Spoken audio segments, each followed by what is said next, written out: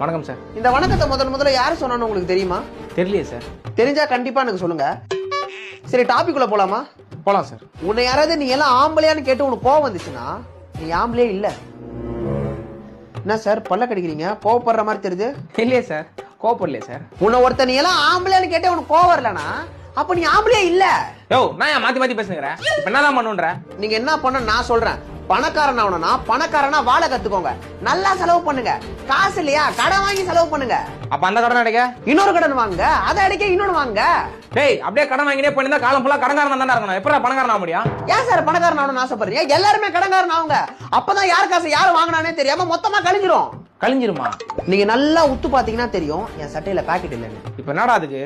அதுக்கு என்னவா, பழகு தோசைல பாக்கெட்ல போனை வச்சேன். பாக்கெட்ல ஏதாவது போனு கீழே வந்து டிஸ்பிளே வந்துச்சு. சரி, டிஸ்பிளே மாத்த கடைக்கு எடுத்துட்டு போனா அவன் எவ்வளவு கேட்டிருப்பான்னு நினைக்கிறீங்க? ஒரு 2500 ரூபாய் கேட்டிருப்பான். என்னடா யோசிக்கிற? கரெக்டா சொல்லிட்டீங்க சார். அதை வச்சு போலான்னு இருந்தேன். சரி, அதை விடுங்க.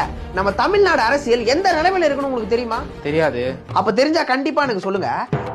சரி, 2026ல யார் ஜெயிப்பானாவது தெரியுமா? தெரியாதுடா. தெரிஞ்சா வந்து சொல்லணுமா? எனக்கே தெரியும் சார். அர்ஜென்டினா தான் ஜெயிக்கும். ரொனால்டோலாம் ஆட விடுவாங்களானே தெரியல. அங்க ஒரு அரசியல் பண்றானுங்க. டேய், என்னடா எங்கெங்கயோ போற? குழப்புறியாடா? அணில் பழத்தை கச்சிட்டு மிச்சம் வைக்கிற மாதிரி பிட்டு பிட்டா பேசுறியாடா? சினிமா பேசுற, அரசியல் பேசுற, ஸ்போர்ட்ஸ் பேசுற, உலக கருத்து பேசுற, எல்லாமே எப்படா தெரியுது? எலான் மஸ்க்கு எல்லாமே தெரியாதாண்டா?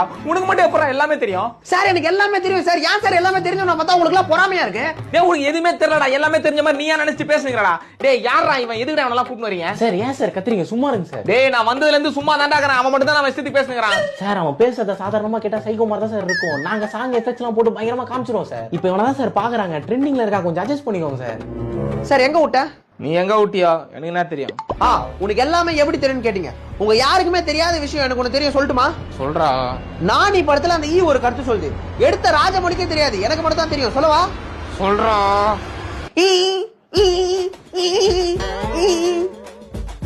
டேய், உன்னெல்லாம் இன்டர்வியூ எடுத்து தான் நான் சம்பாதிக்கணும்னா எனக்கு இந்த வேலையை. சார் சாரி சார், கொஞ்சம் வெயிட் பண்ணுங்க சார். இன்டர்வியூ எடுக்க இன்னொருத்தர் வந்துட்டு இருக்காரு சார். சார், அதெல்லாம் வேணாம் சார். எனக்கு இதெல்லாம் பழக்கப்பட்டது தான்.